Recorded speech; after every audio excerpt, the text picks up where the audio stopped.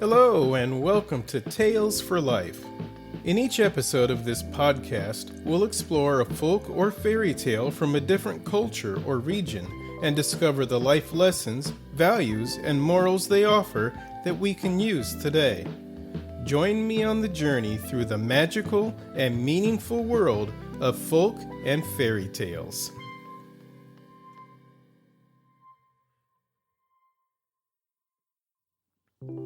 Gather round, story lovers.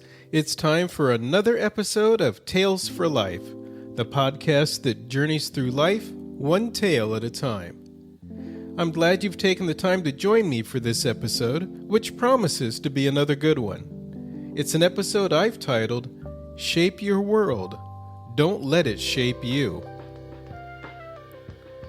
You ever feel like the world's trying to hand you a script, telling you exactly how to think, what to say, what to believe?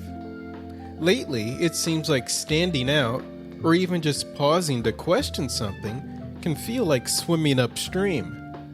The pressure to go along, to not rock the boat, shows up in ways big and small. Sometimes we don't even notice it until we catch ourselves hesitating to speak up. But here's why this kind of thing deserves a closer look.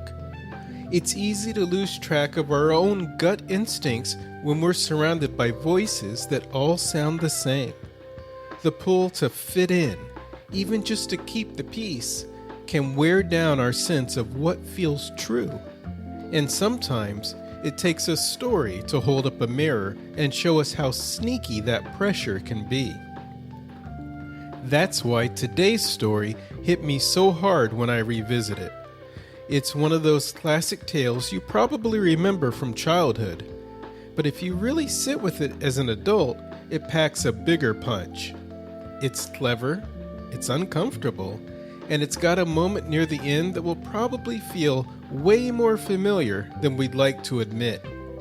So stick around, we've got some layers to peel back together with this famous Danish tale, The Emperor's New Clothes.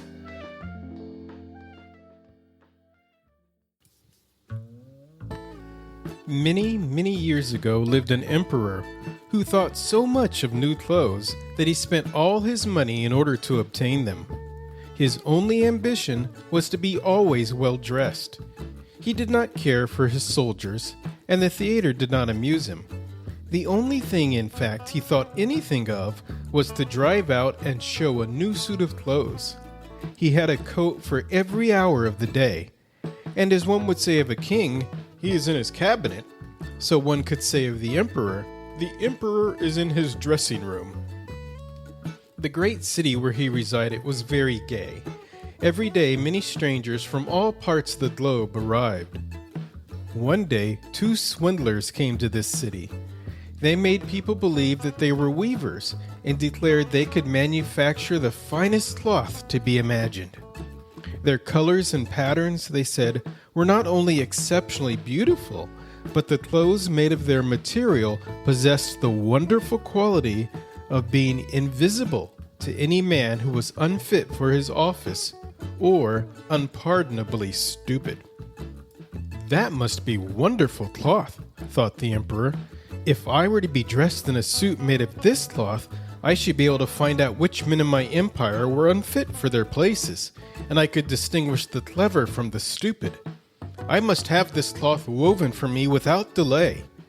And he gave a large sum of money to the swindlers in advance, that they should set to work without any loss of time. They set up 2 looms and pretended to be very hard at work, but they did nothing whatever on the looms. They asked for the finest silk and the most precious gold cloth. All they got they did away with, and worked at the empty looms till late at night. I should very much like to know how they are getting on with the cloth, thought the emperor. But he felt rather uneasy when he remembered that he who was not fit for his office could not see it. Personally, he was of opinion that he had nothing to fear, yet he thought it advisable to send somebody else first to see how matters stood. Everybody in the town knew what a remarkable quality the stuff possessed, and all were anxious to see how bad or stupid their neighbors were. "I shall send my honest old minister to the weavers," thought the emperor. "He can judge best how the stuff looks, for he is intelligent, and nobody understands his office better than he." The good old minister went into the room where the swindlers sat before the empty looms. "Heaven preserve us," he thought, and opened his eyes wide. "I cannot see anything at all." But he did not say so. Both swindlers requested him to come near and asked him if he did not admire the exquisite pattern and the beautiful colors, pointing to the empty looms. The poor old minister tried his very best, but he could see nothing, for there was nothing to be seen. "Oh dear," he thought, "can I be so stupid? I should never have thought so, and nobody must know it. Is it possible that I am not fit for my office? No, I cannot say that I was unable to see the cloth." "Now, have you got nothing to say?" said one of the swindlers, while he pretended to be busily weaving. "Oh, it is very pretty, exceedingly beautiful," replied the old minister, looking through his glasses. "What a beautiful pattern! What brilliant colors! I shall tell the emperor that I like the cloth very much." "We are pleased to hear that," said the two weavers, and described to him the colors and explained the curious pattern.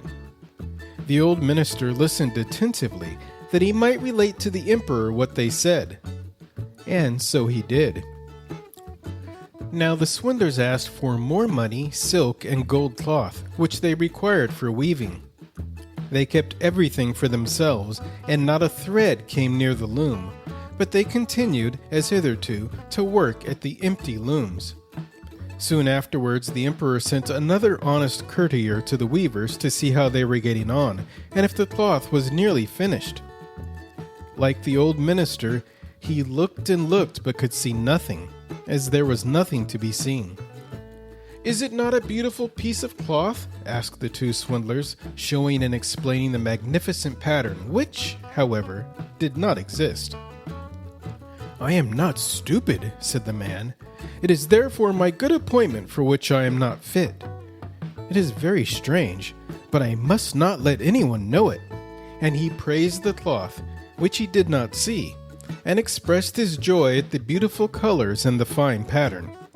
"It is very excellent," he said to the emperor. Everybody in the whole town talked about the precious cloth. At last the emperor wished to see it himself while it was still on the loom. With a number of courtiers, including the two who had already been there, he went to the two clever swindlers, who now worked as hard as they could, but without using any thread. "Is it not magnificent?" said the two old statesmen who had been there before. "Your Majesty must admire the colors and the pattern." And then they pointed to the empty looms, for they imagined the others could see the cloth. "What is this?" thought the emperor. "I do not see anything at all. That is terrible. Am I stupid? Am I unfit to be emperor?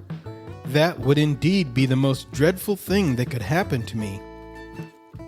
"Really," he said, turning to the weavers, "your cloth has our most gracious approval." And nodding contentedly, he looked at the empty loom, for he did not like to say that he saw nothing.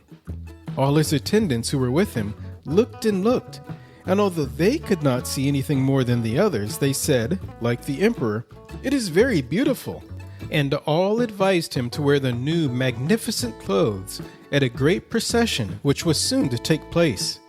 "It is magnificent, beautiful, excellent," one heard them say. Everybody seemed to be delighted, and the emperor appointed the two swindlers imperial court weavers. The whole night previous to the day on which the procession was to take place, the swindlers pretended to work and burned more than 16 candles.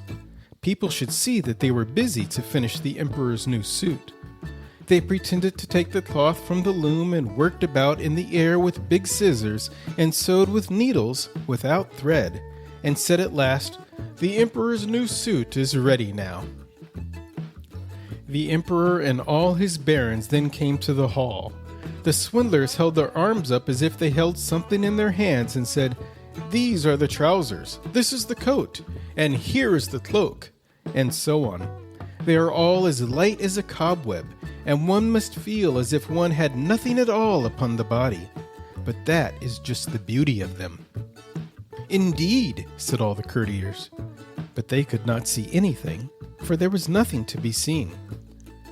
Does it please your majesty now to graciously undress, said the swindlers, that we may assist your majesty in putting on the new suit before the large looking-glass? The emperor undressed, and the swindlers pretended to put the new suit upon him, one piece after another, and the emperor looked at himself in the glass from every side. How well they look! How well they fit! Said all. What a beautiful pattern! What fine colors! That is a magnificent suit of clothes! The master of the ceremonies announced that the bearers of the canopy, which was to be carried in the procession, were ready. I am ready, said the emperor. Does not my suit fit me marvelously? Then he turned once more to the looking-glass that people should think he admired his garments. The chamberlains, who were to carry the train, stretched their hands to the ground as if they lifted up a train and pretended to hold something in their hands. They did not like people to know that they could not see anything. The emperor marched in the procession under the beautiful canopy, and all who saw him in the street and out of the windows exclaimed, Indeed, the emperor's new suit is incomparable! What a long train he has! How well it fits him! Nobody wished to let others know he saw nothing, for then he would have been unfit for his office or too stupid. Never emperor's clothes were more admired. But he has nothing on at all, said a little child at last. Good heavens!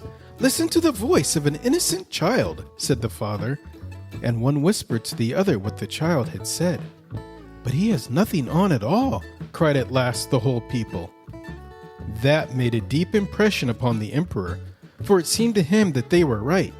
But he thought to himself, Now I must bear up to the end.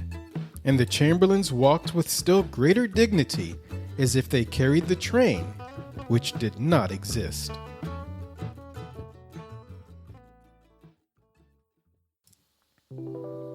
It's a fun, funny, and familiar story, but tucked inside the humor are a few insights worth sitting with. First, the adults in the tale aren't villains.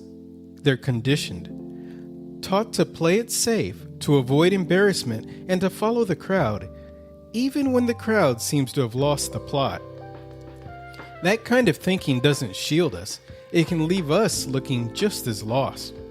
When fear of sticking out keeps us from asking questions or trusting what we see, we risk trading clarity for comfort. And the trouble is, it's easy to assume that going along is harmless. But the moment we stop checking in with what feels true, we start drifting from what actually is true. That's where today's title, Shape Your World, Don't Let It Shape You, really comes into focus. Because the one who shifts the story, the only one who sees it clearly, is a child who hasn't learned to doubt their own judgment yet. So as you head into the rest of your week, maybe just keep that idea nearby. Notice when the script doesn't sit quite right. Trust that it's okay to say, something feels off. The world's full of noise, but your voice has value. Stay curious, speak honestly, and remember, your unique way of seeing the world just might be its missing piece. We'll be back next week with another tale, another bit of wisdom, and more to reflect on, right here on Tales for Life.